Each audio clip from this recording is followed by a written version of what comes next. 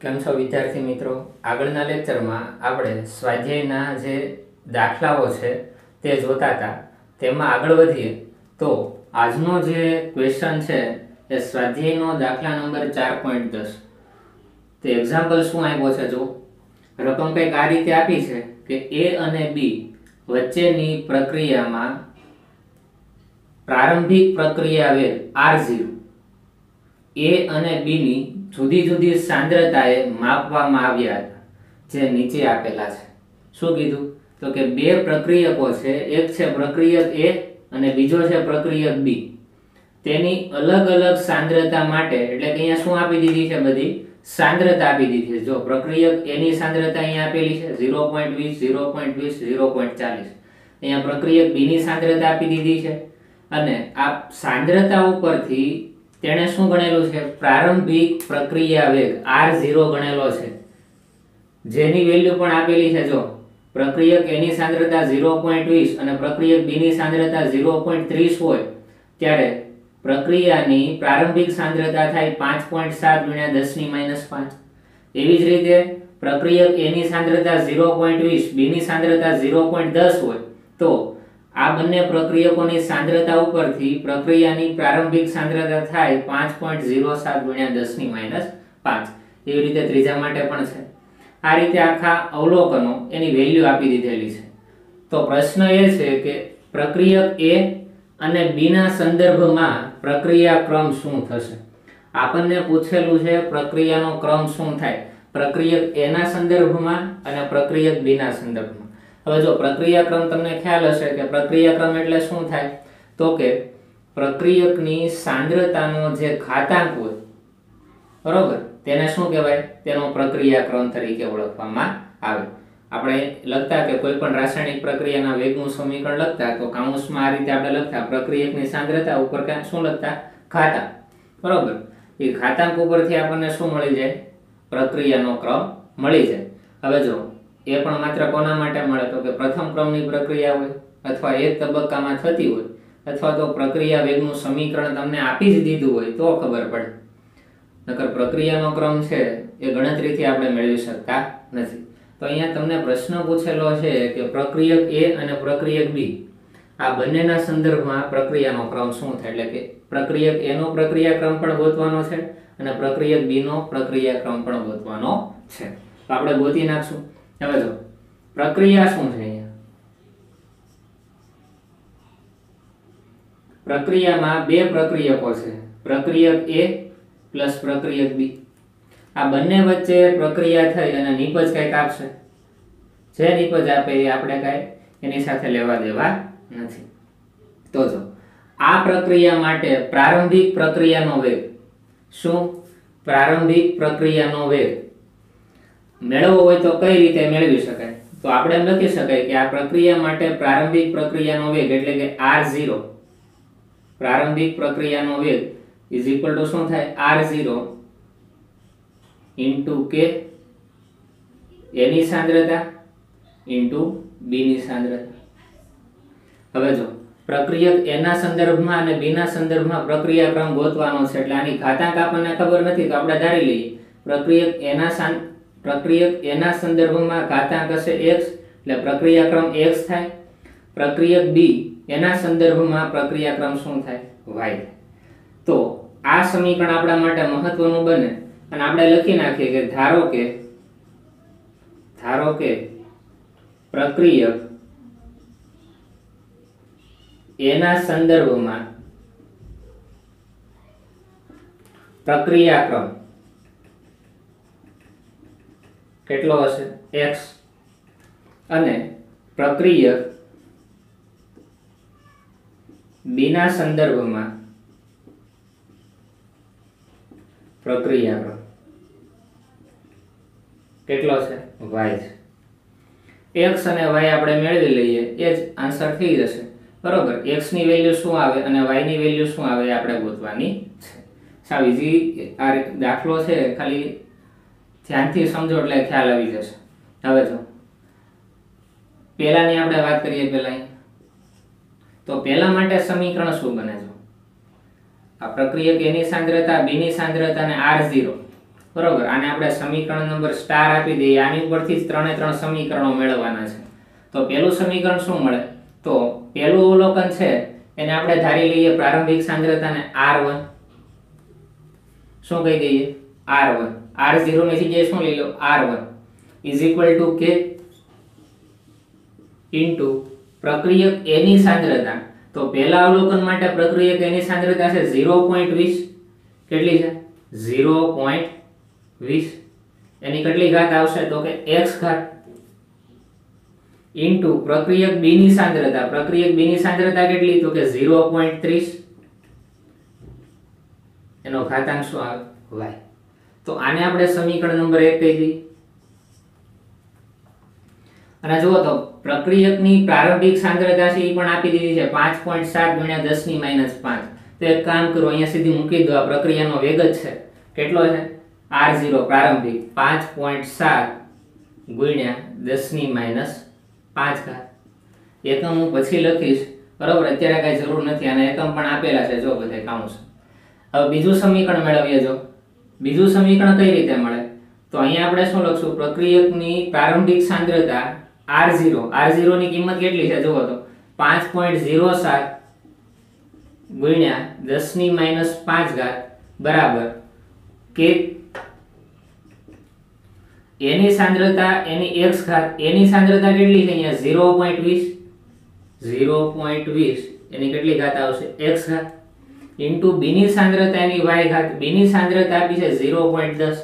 તો લખીએ 0.10 એની કેટલી ઘાત? y ઘાત. આને આપણે સમીકરણ નંબર 2 કહી દઈએ. હવે અહીંયા ત્રીજા અવલોકન ઉપરથી આપણે ત્રીજું સમીકરણ મેળવીએ.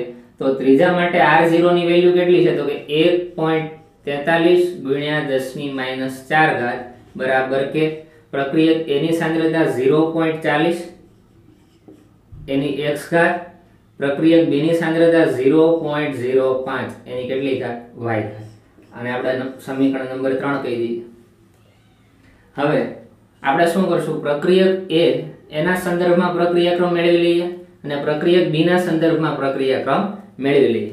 પ્રક્રિયક A ના સંદર્ભમાં પ્રક્રિયાક્રમ કેટલો છે? x છે. અને પ્રક્રિયક B ના સંદર્ભમાં પ્રક્રિયાક્રમ કેટલો છે? y. તો x અને y મેળવવાના છે. આપણી પાસે 3 સમીકરણ છે, બરોબર? આ 3 સમીકરણ ઉપરથી x અને y ની વેલ્યુ મેળવવાની છે. તો કઈ રીતે આપણે મેળવી શકીએ જોઈએ? તો જુઓ તો આમાં તમને કઈ સામ્ય દેખાતું હોય એને આપણે અલગ પાડી દઈએ તો વધારે ઈઝી પડશે. આમાં સમાન તમને શું દેખાય છે? પહેલા સમીકરણ અને બીજા સમીકરણમાં તમે જોશો તો અહીંયા 0.20, અહીંયા 0.20. તો આ બેનો આપણે ભાગાકાર કરીએ તો આ બે પદ ઉડી જાય. તો એના ઉપરથી આપણને અહીંયા y ની કિંમત મળી જાય. આ રીતે તમારે વિચારવાનું, બરોબર? તો આપણે શું કરીએ? જો સમીકરણ 1 ભાગ્યા સમીકરણ 2 કરીએ તો એના ઉપરથી તમને y ની કિંમત મળી જાય. તો પ્રક્રિયક B ના સંદર્ભમાં પ્રક્રિયાક્રમ તમને મળી જશે. y ની કિંમત મળી જાય પછી x ની કિંમત તમે ઈઝીલી મેળવી શકો, કારણ કે y ની કિંમત તમે સમીકરણમાં મૂકી દેશો એટલે x ની કિંમત મળશે. તો જોઈએ જો શું કરવાનું? તો કે સમીકરણ 1 અને સમીકરણ 2. પહેલા સમીકરણ છે એના ભાગાકારમાં સમીકરણ નંબર 2 લખીએ. તો આ રીતે લખીએ. જો હું શોર્ટમાં લખું છું, તમારે આખું લખવાનું. સમીકરણ 1 ભાગ્યા સમીકરણ 2. તો ડાબી બાજુના પદ અને જમણી બાજુના પદ છે એનો ભાગાકાર કરીએ તો સમીકરણ 1 ની ડાબી બાજુનું પદ કેટલું છે? જો તો 5.7 × 10⁻⁵ છેદમાં બીજા સમીકરણમાં જો તો 5.07 × 10⁻⁵. બરાબરની જમણી બાજુ આવો. પહેલા સમીકરણમાં શું આવે? તો કે k 0.20 એની x ઘાત 0.30 એની y ઘાત છેદમાં બીજા સમીકરણમાં જમણી બાજુ છે k 0.20 એની x ઘાત 0.10 એની y ઘાત. તો જુઓ તો શું ઉડશે? જે પદ ઉડતા હોય તેને આપણે ઉડાડી દઈએ. તો અહીંયા અંશમાંથી k જશે, અહીંયાથી k જશે, આખું પદ ઉડી જશે. આનો ભાગાકાર કરો. જો 5.7 આ ઉડશે ને 10⁻⁵, 10⁻⁵. 5.7 ભાગ્યા 5.07 કરો. શું આન્સર આવે છે? જો 5.7 ભાગ્યા 5.07 કરશો એટલે અહીંયા આન્સર આવશે 1, નિયર અબાઉટ 1 હશે બરોબર। તમે કેલ્શિયમનો ઉપયોગ કરીને ભાગાકાર કરશો 5.7 ભાગ્યા 5.07, 1 ની નજીકનો આન્સર આવશે એટલે હું નિયર અબાઉટ લઈ લઉં, કિંમત લઈ લઉં 1, કેટલી લઈ લઉં અહીંયા 1 બરાબર। હવે જમણી બાજુ શું વધ્યું જો તો 0.30 એની y ઘાત 0.30 એટલે 30 નથી લખતો 0.3 લખું કે 30 લખું, બંને સેમ જ છે। એની y ઘાત છેદમાં 0.1 એની કેટલી ઘાત છે y ઘાત છે। તો એક કામ કરું, પોઈન્ટ પહેલા કાઢી નાખું તો ઉપરથી એક પોઈન્ટ જમણી બાજુ લો તો નીચેથી એક પોઈન્ટ જમણી બાજુ લેવો પડે, તો બંને સાઈડ તમે સેમ જ કર્યું એટલે કઈ ઘાતમાં વધારો ઘટાડો કઈ કરવાની જરૂર નથી। જો કરવું હોય તો એ રીતે કરી શકો છો। 0.3 ને તમારે બીજી રીતે લખવું હોય તો કઈ રીતે લખાય તો કે 3 ગુણ્યા 10 ની -1 ઘાત એની કેટલી ઘાત આવશે y ઘાત છેદમાં 1 ગુણ્યા 10 ની -1 ઘાત એની પણ કેટલી ઘાત આવે y ઘાત આવે। પણ એટલું બધું લાંબુ કરવાની જરૂર નથી, તમે 3 ના છેદમાં 1 લખી નાખો તો પણ વાંધો નહીં, કારણ કે અંશમાં તમે જમણી બાજુ 1 પોઈન્ટ ખસેડો છો, સાથે સાથે છેદમાં જમણી બાજુ પોઈન્ટ ખસેડો છો, તો 10⁻⁻1 અહીંયા ઉડી જવાના છે। એટલે બહુ વધારે લાંબા પદ નહીં કરીએ, આપણે વધારે લાંબુ સાદુરૂપ નહીં આપીએ તો શું થઈ જાય જો તો અંશમાં આવશે 3 એની y ઘાત છેદમાં આવશે 1 એની y ઘાત બરાબર। તો શું થાય જો આને ઓલ ઓવર લખવું તો આપણે કઈ રીતે લખી શકાય તો કે 3 ના છેદમાં 1 આખા ઉપર y ઘાત લખાય। હવે 3 ના છેદમાં 1 એટલે 3 જ આવે એટલે થાય શું તો કે 3 એની y ઘાત। તો જો તો 1 બરાબર શું થાય તો કે 3 ની y ઘાત થાય। તો એક કામ કરું, જો 1 બરાબર શું આવશે 3 એની કેટલી ઘાત છે y ઘાત છે। હવે જો y ની વેલ્યુ શું હશે જો આના ઉપરથી y ની કિંમત મળી જાય કે ન મળી જાય? તમને ખ્યાલ છે જો કોઈ પણ કિંમત હોય x y z બરોબર, એની ઉપર 0 ઘાત આવે તો આન્સર શું આવે 1 આવે। કોઈ પણ કિંમત ઉપર 0 ઘાત હોય આન્સર શું આવે 1 આવે। અહીંયા કિંમત શું આપી છે 3, એની ઉપર y છે તો y બરાબર હું 0 લઈ લઉં તો 3 ની 0 ઘાત એટલે આન્સર શું આવે 1। તો જો આન્સર 1 જ છે, તો એનો અર્થ એવો છે કે અહીંયા y ની કિંમત 0 હોય। આ સાદુરૂપ તો સમજાય છે ને તમને? શું આવે 3 ની ઉપર 0 ઘાત લખો એટલે આન્સર 1 આવે।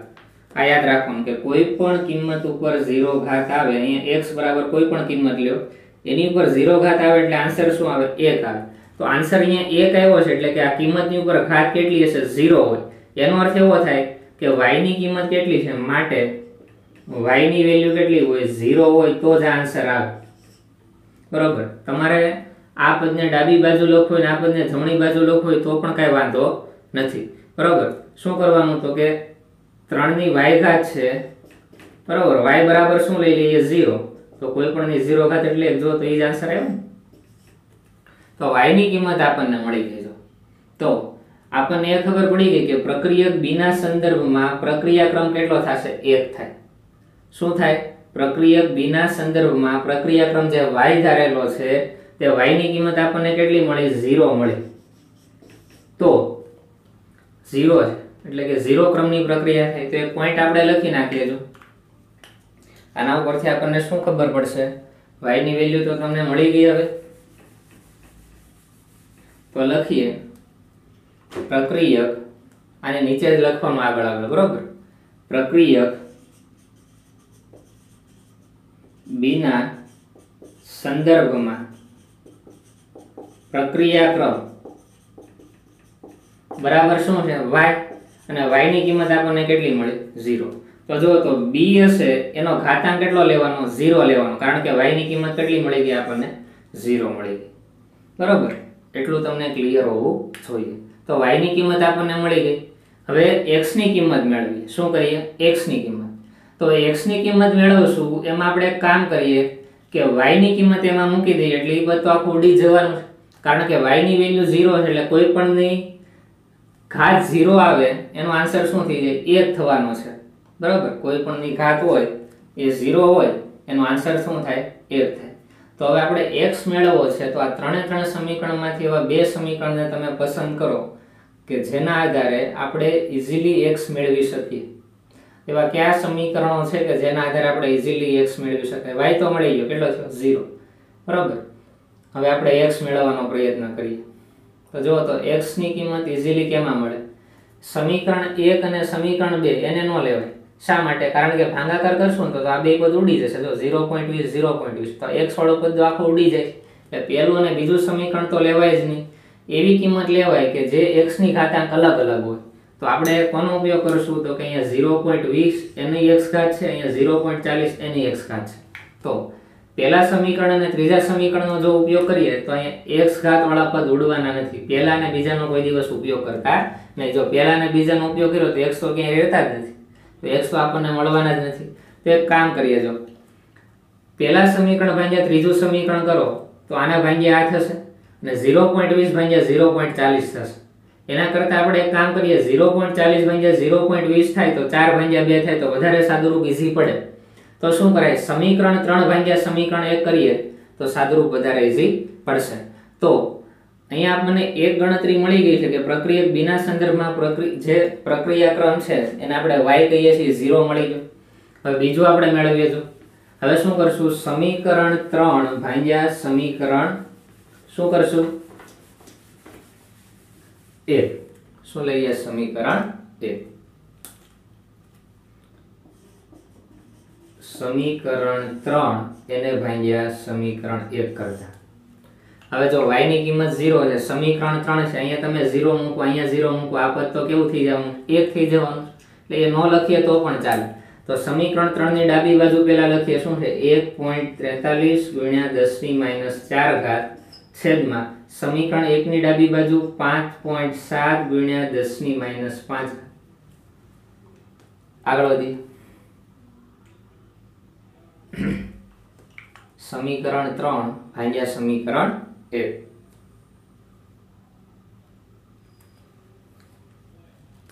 આનું સાદુરૂપ એના કરતા પણ ઈઝી બનશે. તો 0.40 ને 0.20 જ છે, બરોબર.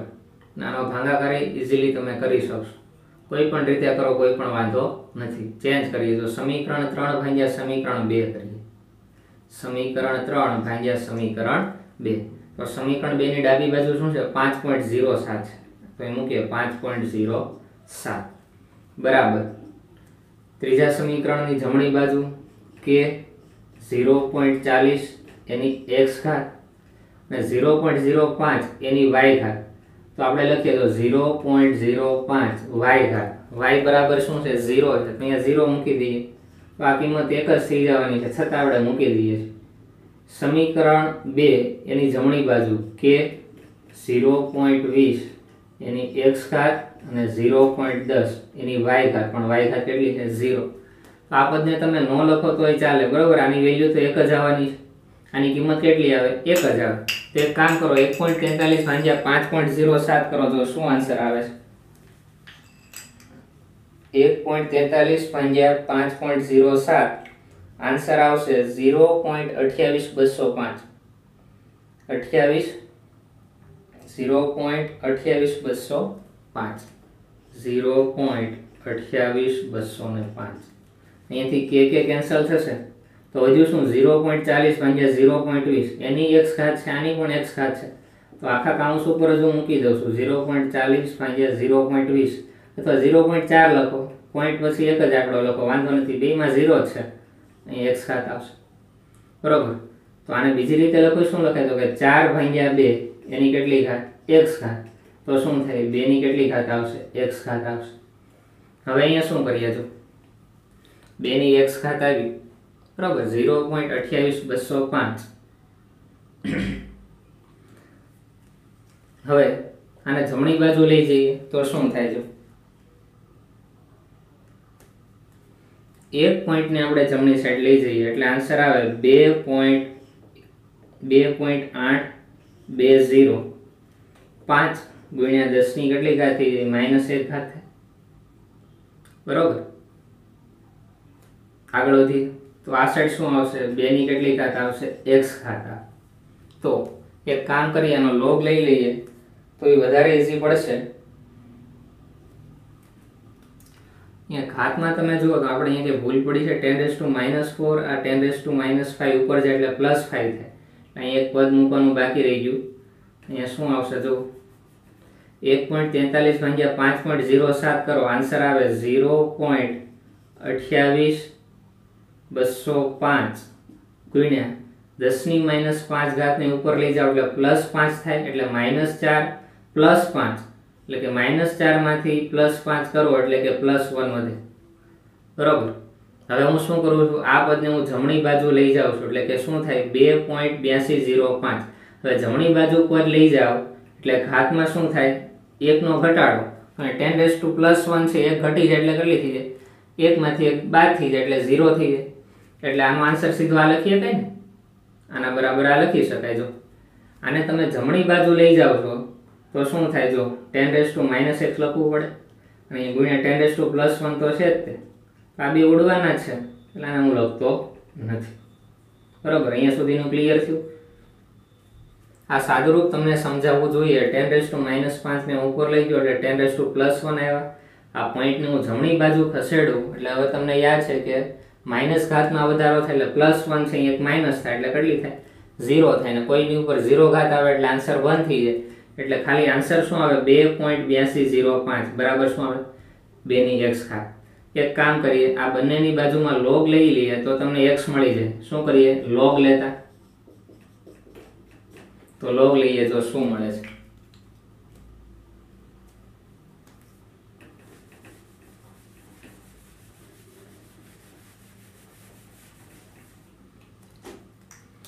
આ સાઈડે log લેશો એટલે શું આવે log 2.8205 log શું લેશું 2x.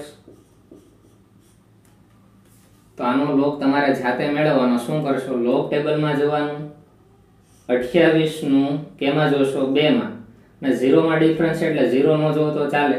શું જોવાનું 28 નું 2 માં જોવાનું, ને જે આન્સર આવે ને 0 પોઈન્ટ પછી લખી નાખવાનું એટલે આન્સર આવશે જો તો 0.4503 0.4503 બરાબર. હવે જો તમને આ સૂત્ર યાદ હોવું જોઈએ કે log x⁻n તો n આગળ આવે into log x લખાય ને રીતે, ઘાત આગળ આવે તો x ને આગળ લઈ લો into log 2. હવે log 2 ની વેલ્યુ તો તમને યાદ છે બરોબર, યાદ જ રાખવાની. શું આવે 0.3010. એક કામ કરું x ને સૂત્રનો કરતા બનાવું તો x બરાબર શું થાય આના છેદમાં આવે 0.4503 ભાગ્યા 0.3010. તો ભાગાકાર કરો જો આન્સર શું આવે 1.49 આન્સર આવે છે 1.49, પણ આને આપણે 1.5 તરીકે દર્શાવી શકાય. તો x ની કિંમત આપણને મળી 1.5. તો આપણે એમ લખી શકાય કે પ્રક્રિયક a ના સંદર્ભમાં પ્રક્રિયાક્રમ આપણે x ધાર્યો હતો જેનો પ્રક્રિયાક્રમ કેટલો આવશે 1.5 અને y માટે વેલ્યુ આપણને શું મળી હતી 0. તો આ પ્રક્રિયાને આપણે આ રીતે દર્શાવ્યું હોય બરોબર, તો આપણે એ લખાય કે પ્રક્રિયક a અને b ના સંદર્ભમાં પ્રક્રિયાક્રમ શું થાય, તો પ્રક્રિયક a ના સંદર્ભમાં પ્રક્રિયાક્રમ થશે 1.5 અને પ્રક્રિયક b બરોબર એની ઉપર y ઘાત છે એટલે કે એના સંદર્ભમાં પ્રક્રિયાક્રમ કેટલો થશે 0 થાય. એટલે એક લાઈન છેલ્લે તમારે લખી નાખવાની કે પ્રક્રિયક a ના સંદર્ભમાં ઘાતાંક x હોય જેની વેલ્યુ 1.5 આવે એટલે પ્રક્રિયક a ના સંદર્ભમાં પ્રક્રિયાક્રમ 1.5 થાય, ને પ્રક્રિયક b એના સંદર્ભમાં ઘાત y છે તો y બરાબર 0, તો તેના માટે પ્રક્રિયાક્રમ કેટલો થાય 0 થાય બરોબર. બે લખવાના કે પ્રક્રિયક a એના માટે પ્રક્રિયાક્રમ 1.5, પ્રક્રિયક b એના માટે પ્રક્રિયાક્રમ કેટલો થાય 0 લેવામાં આવશે. તો આ ક્વેશ્ચન 1 થી 2 વાર સમજો, તમે જાતે ગણવાનો પ્રયત્ન કરો. આવા જ ક્વેશ્ચન તમને એક્ઝામમાં પૂછી શકે એટલે ખાસ તમારે આ ક્વેશ્ચન કરવા. હવે આપણે આગળ વધીએ. સ્વાધ્યાયનો દાખલા નંબર 4.11 જોઈએ. જો રકમમાં શું આપેલું છે, પ્રક્રિયા છે 2 mall A A 1 mall B સાથે પ્રક્રિયા કરે, એમાંથી 1 મોલ C અને 1 મોલ D આપે છે. એક પ્રક્રિયા આપી દીધેલી છે. પ્રક્રિયાના ગતિકી અભ્યાસ દરમિયાન નીચેના પરિણામો મળ્યા. હવે પરિણામો શું મળ્યા છે, તો એમાં એણે પહેલો પ્રયોગ કર્યો તેમાં એણે એવું જોયું કે પ્રક્રિયક A એની સાંદ્રતા 0.1, પ્રક્રિયક B ની સાંદ્રતા કેટલી મળી 0.1, અને D ની બનાવટનો પ્રારંભિક વેગ એટલે કે આ જે D બનતો હોય અહીંયા આપણે જોયું હતું ને, પ્રક્રિયક હોય એ વપરાવાના વેગ હોય અને નિપજ હોય શું હોય, બનવાના વેગ હોય. બધાય વેગ તો કેવા હોય, સમાન જ હોય. તમે કોઈ પણ પ્રક્રિયા લખો તો પ્રક્રિયાના વેગ છે એની વચ્ચે આપણે બરાબરની નિશાની જ કરીએ છીએ. એટલે આપણે પ્રક્રિયક A એના વપરાવાનો વેગ લખો કે પ્રક્રિયક D એના બનવાનો વેગ લખો, બેના આન્સર તો સેમ જ આવવાના છે, બરાબર.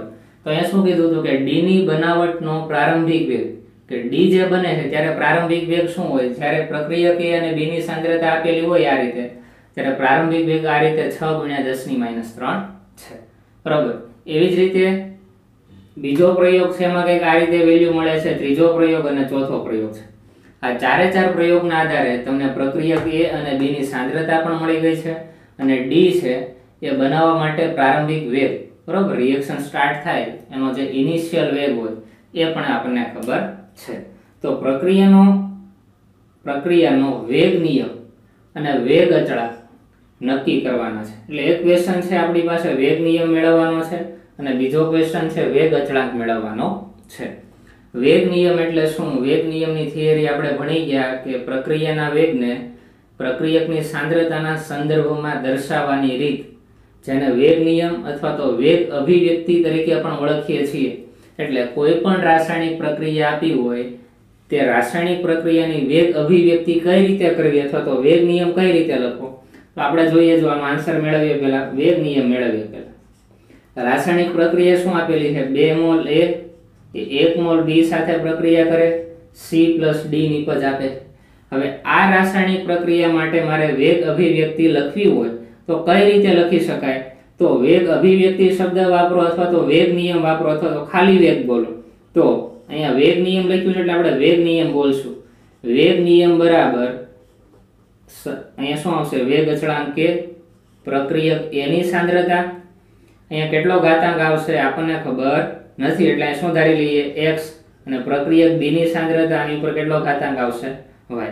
જો અહીંયા સહગુણક છે ઘાતમાં ન મૂકી દેતા, મેં વારંવાર કીધેલું છે, જ્યાં સુધી તમને કહેવામાં ન આવે ત્યાં સુધી તમે એનો સહગુણક છે ઘાતાંકમાં મૂકી શકતા નથી. તો આ વેગ નિયમનું સમીકરણ થયું. હવે શું કરવાનું છે? વેગ નિયમ મેળવવાનો છે. તો તમે x અને y ની કિંમત મેળવી લો તો વેગ નિયમ મળી જાય. તો આગળ જે એક્ઝામ્પલ ગણ્યું સેમ એવી જ રીતે આ એક્ઝામ્પલ છે, બરોબર. પ્રક્રિયક A ના સંદર્ભમાં પ્રક્રિયાક્રમ x થાય, પ્રક્રિયક B ના સંદર્ભમાં પ્રક્રિયાક્રમ y થાય. તો પહેલા આપણે x ની કિંમત મેળવી લઈએ, પછી y ની કિંમત મેળવી લઈએ અને આ વેગ નિયમના સમીકરણમાં મૂકી દઈએ એટલે આપણને વેગ નિયમ મળી જાય, બરોબર. પછી વેગ અચળાંક તો સાવ ઈઝીલી મળવાનો છે. x અને y પહેલા મેળવી લઈએ. તો પહેલા આપણે x ની ગણતરી કરીએ. તો આને આપણે શું કહીએ? A ના સંદર્ભમાં પ્રક્રિયાક્રમ કહીએ અને આને શું બોલીએ? B ના સંદર્ભમાં પ્રક્રિયાક્રમ. તો લખીએ, જો A ના સંદર્ભમાં પ્રક્રિયાક્રમ પહેલી ગણતરી કરીએ. A ના સંદર્ભમાં પ્રક્રિયાક્રમ. A ના સંદર્ભમાં પ્રક્રિયાક્રમ શું છે? x છે, બરોબર. તો આપણે x મેળવવાનો છે એટલે મેળવી લઈએ. હવે જો આગળ જેમ કર્યું છે એ પ્રમાણે છે, અહીંયા 4 સમીકરણો મળશે. આ પ્રક્રિયાનો વેગ છે, આ પ્રક્રિયક A ની સાંદ્રતા છે, પ્રક્રિયક B ની સાંદ્રતા છે, બરોબર. તો અહીંયા જે સમીકરણ મળે છે ને આપણે સમીકરણ નંબર 1 કહેશું, અહીંયા જે સમીકરણ મળે એને 2 કહેશું, અહીંયા જે મળે એને 3, અહીંયા જે મળે 4. તો હવે પેલા x મેળવવો છે તો કયા એવા સમીકરણનો આપણે ઉપયોગ કરી શકાય? તો આપણે જોઈએ, જો x મેળવવો હોય x, તો b વાળા પદ છે ઉડી જાય એવા સમીકરણનો ઉપયોગ કરે. તો જુઓ તો અહીંયા b ની સાંદ્રતા અહીંયા 0.1 દેખાય છે, અહીંયા 0.1 દેખાય છે. તો અહીંયા એક સમીકરણ 1 અને સમીકરણ 4 બનાવીએ એવા, તેમાં તમને b તો ઉડી જશે, a વધશે. તો a વધે તો એના પરથી x મેળવી શકાય. તો પ્રયોગ 1 અને પ્રયોગ 4 ઉપરથી આપણે પેલા બે સમીકરણો લખી નાખીએ, બરોબર. તો લખીએ, જો પ્રયોગ 1 અને 4 પરથી, તો અત્યારે તમે ધ્યાન આપો પ્રયોગ નંબર 1 અને પ્રયોગ નંબર 4. તો પ્રક્રિયાનો વેગ એટલે શું આપ્યો છે જો તો પહેલા માટે, તો કે 6 × 10⁻³ ઇઝ ઇક્વલ ટુ શું થાય? k. ઇન્ટુ પ્રક્રિયક A ની સાંદ્રતા કેટલી છે 0.1 એની કેટલી ઘાત આવશે x ઘાત. આ વેગ નિયમ એટલે શું બોલાય? પ્રક્રિયાનો વેગ બોલાય. તો k પ્રક્રિયક A ની સાંદ્રતા એનો x ઘાત, પ્રક્રિયક B એની સાંદ્રતા 0.1 એની કેટલી ઘાત આવશે એની y ઘાત. આને આપણે સમીકરણ નંબર 1 કહી દઈએ. બીજું મેળવીએ સમીકરણ નંબર શું મળશે 2. તો પ્રયોગ નંબર 4 ઉપરથી શું મળે જો તો 2.40 ગુણ્યા 10 - 2 ઘાત બરાબર k. વેગ નિયમ બોલો અથવા તો પ્રક્રિયાનો વેગ બોલો, બરાબર. પ્રક્રિયક A એની સાંદ્રતા છે 0.4 એની x ઘાત, પ્રક્રિયક B એની સાંદ્રતા છે 0.1 એની y ઘાત. અને સમીકરણ નંબર 2 કહી દઉં. આગળ જે મેથડ છે એ જ મેથડ અહીંયા છે. હું થોડુંક શોર્ટમાં લખું છું, તમારે લખી નખાય કે રાસાયણિક પ્રક્રિયાનો વેગ બરાબર k, પ્રક્રિયક A ની સાંદ્રતા એનો x ઘાત, પ્રક્રિયક B એની સાંદ્રતા y ઘાત. અને પ્રયોગ 1 અને પ્રયોગ 4 ની કિંમત આ વેગ સમીકરણમાં મૂકી દઈએ એટલે આ બે સમીકરણ મળે, બરાબર. હવે જો x ની વેલ્યુ મેળવીએ, ભાગાકાર કરશું તો શું કરાય? જો સમીકરણ 1 ભાગ્યા સમીકરણ 2 કરો તો 0.1 ભાગ્યા 0.4 આવે, બરાબર. આ પદ તો ઉડવાના છે. તો એક કામ કરીએ, 0.4 ને અંશમાં રાખીએ તો વધારે ગણતરી સરળ પડે. તો આપણે એક કામ કરીએ, સમીકરણ 2 ભાગ્યા સમીકરણ 1 લખીએ. શું કરીએ? સમીકરણ 2 ભાગ્યા સમીકરણ નંબર 1. તો ડાબી બાજુ શું છે સમીકરણ 2 માં જુઓ તો 2.40 ગુણ્યા 10 - 2 ઘાત ભાગ્યા સમીકરણ 1 ની ડાબી બાજુ 6 ગુણ્યા 10 - 3 ઘાત બરાબર સમીકરણ 2 ની જમણી બાજુ તો કે k 0.4 એની x ઘાત, 0.1 એની y ઘાત છેદમાં સમીકરણ 1 આવશે ને. તો સમીકરણ 1 માટે જમણી બાજુ 0.1 x ઘાત, 0.1 y ઘાત. તો આ પદ તો ઉડી જવાના છે. થઈ ગયું ને ઘણું બધું ઈઝી. તો 2.40 ભાગ્યા 6 કરો, જો શું આન્સર આવે છે. 2.40 ભાગ્યા 6 કરશો, આન્સર આવશે 0.4.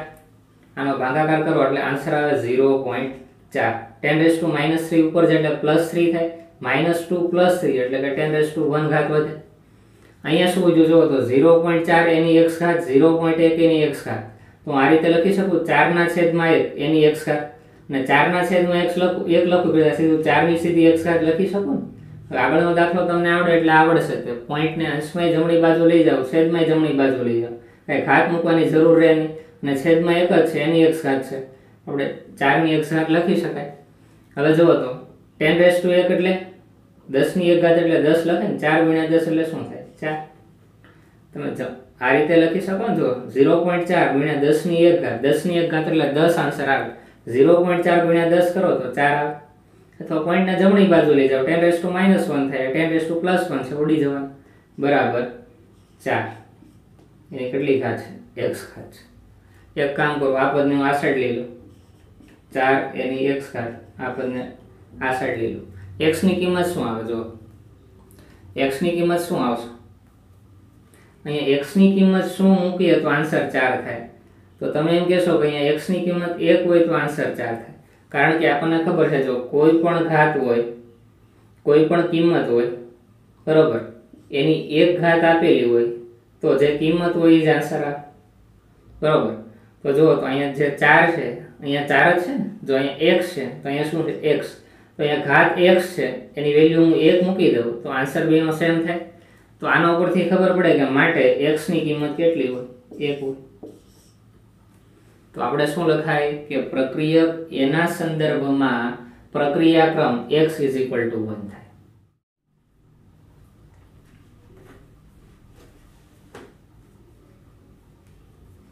હવે જો આપણને x ની કિંમત મળી ગઈ, x ની વેલ્યુ શું મળે? 1.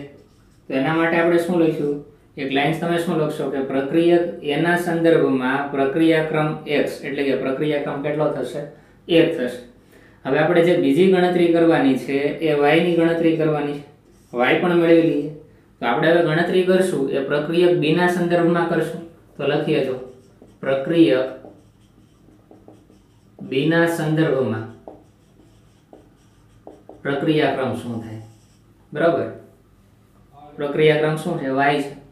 હવે જો y ની વેલ્યુ આપણે મેળવવાની છે, બરાબર. કઈ કિંમત મેળવવાની છે? પ્રક્રિયક b ના સંદર્ભમાં પ્રક્રિયાક્રમ y શું થાય? x ની કિંમત આપણે મેળવી લીધેલી. પહેલા સમીકરણ અને ચોથા સમીકરણનો ઉપયોગ કરી લીધો છે. હવે આપણે બીજા અને ત્રીજા સમીકરણ બનાવીને એનો ઉપયોગ કરીએ. તો જો બીજું આપણને સમીકરણ શું મળે બીજા પ્રયોગ ઉપરથી? બીજા પ્રયોગ ઉપરથી આપણને આ રીતે મળે કે પ્રક્રિયાનો વેગ 7.2 ગુણ્યા 10 - 2 બરાબર k ઇન્ટુ પ્રક્રિયક A ની સાંદ્રતા એની x ઘાત પ્રક્રિયક B ની સાંદ્રતા એની y ઘાત. અને સમીકરણ નંબર 3 કહી દો બરોબર. અને બીજું આપણે લઈએ જો 2.88 ગુણ્યા 10 - 1 બરાબર k 0.3 એની x ઘાત અને 0.4 એની y ઘાત. સમીકરણ નંબર 4. હવે જો સમીકરણ 3 અને સમીકરણ 4 એનો તમે ભાગાકાર કરો એટલે આ 0.3 એની x ઘાત વાળું પદ તો ઉડી જવાનું છે બરાબર. 3/4 કરો અથવા તો 4/3 કરો. પણ ગણતરીને ઈઝી બનાવવા માટે આપણે શું કરાય જો અંશમાં 0.4 રખાય અને છેદમાં 0.2 રખાય. તો આપણે શું કરવું પડે ચોથા સમીકરણ છે એનો ભાગાકાર સમીકરણ 3 વડે કરવો પડે. તો સમીકરણ 4 ભાગ્યા સમીકરણ નંબર 3 કરીએ તો શું વેલ્યુ મળે? જો સમીકરણ 4 ની ડાબી બાજુ લખીએ શું છે 2.88 ગુણ્યા 10 - 1 ભાગાકારમાં સમીકરણ 3 ની ડાબી બાજુ આવશે 7.2 ગુણ્યા 10 - 2 બરાબર. સમીકરણમાં આપણે જમણી બાજુના પદ લખીએ તો અંશમાં આવશે સમીકરણ 4 નું જમણી બાજુનું પદ અને છેદમાં આવશે સમીકરણ નંબર 3 ની જમણી બાજુનું પદ. આ તોડી તો y ની વેલ્યુ તમને ઈઝીલી મળી જવાની છે. 2.88 ભાગ્યા 7.2 કરો આન્સર આવે 0.4. ઘાત જુઓ તો 10⁻² ઉપર જાય એટલે 10⁻+2 થાય ને એટલે -1 + 2 એટલે શું થાય 10⁻1. 10⁻1 એટલે શું તો કે 10 તો ગુણ્યા 10 બરાબર 0.4 ભાગ્યા 0.2 તો આ રીતે લખાય ને 4/2 એની કેટલી ઘાત ઓલ ઓવર y ઘાત. તો 4 ગુણ્યા 10 એટલે 4 આવશે 2 દુ 4 એટલે 2 ની કેટલી ઘાત આવશે y ઘાત આવશે બરાબર. તો y ની કિંમત શું મળે જો y ની કિંમત તમને અહીંયા શું મળશે? આને હું ડાબી બાજુ લઈ લઉં 2 ની કેટલી ઘાત y ઘાત બરાબર 4.